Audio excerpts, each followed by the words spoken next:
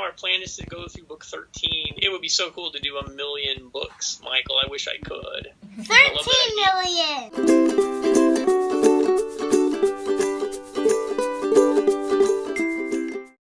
Since Dr. Tello got stopped in the last book, are you going to make them have like a new teacher? Because I think Mr. Horsley would be a really funny teacher for the class.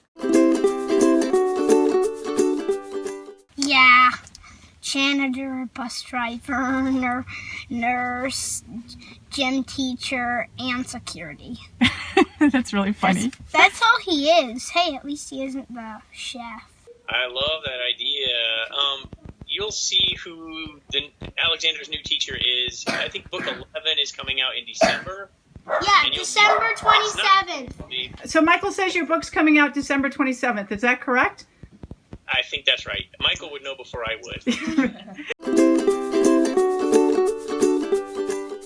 In Rise of the Balloon Goons, Alexander's dad runs into one of the balloon goons and literally calls it a balloon goon.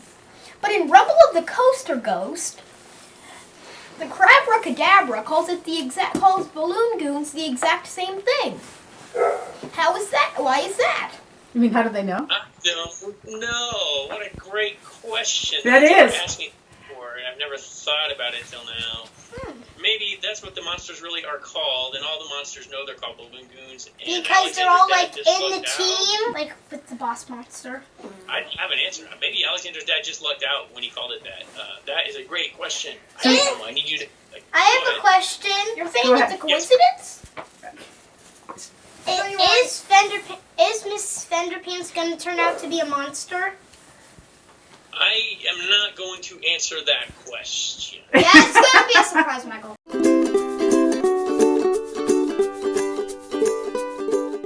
It's called Dynamont. It's basically a stick of TNT with a fuse that takes an hour to get to him. Although it's really hard to find the fuse because it's so long. Its behavior is rolling around, trying to find a place to hide where it can explode in peace. Although it's not going to be very peaceful. Not peaceful at all. That's very funny. That's cute. I love how you have the fuse winding around the whole page. The fuse is so long, it winds around all the other words. It's very, very cool and funny.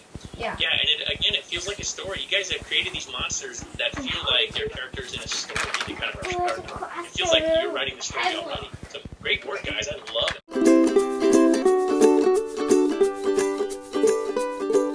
How come only Rip, Alexander, Nikki, and Dottie. Yeah.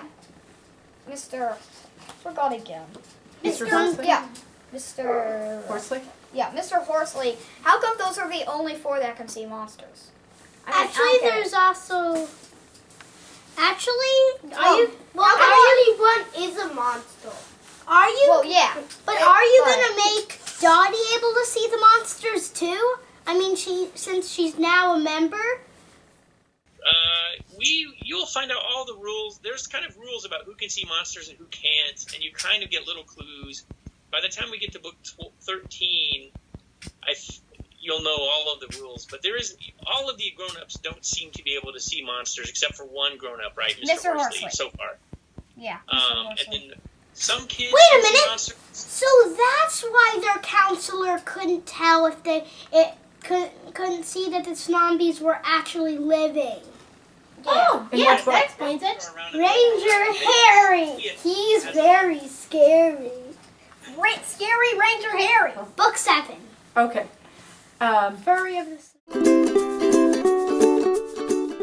Well, what I want you to do, because I'm almost done with my series, but these ideas you've done already feel like stories. I hope you keep making up your own ideas and start writing your own stories. Yeah, thank you so much, and I'm sorry it took me so long to finally talk to you, and thanks for making those monsters, and for reading all the books and having such smart questions, and thanks for bringing Pikachu. I'm always glad to see Pikachu.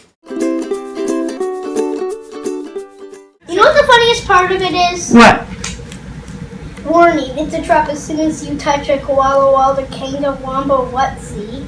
A joey will pop out of her pouch and nip your nose. Anyone bitten by a joey instantly becomes Australian. Good day.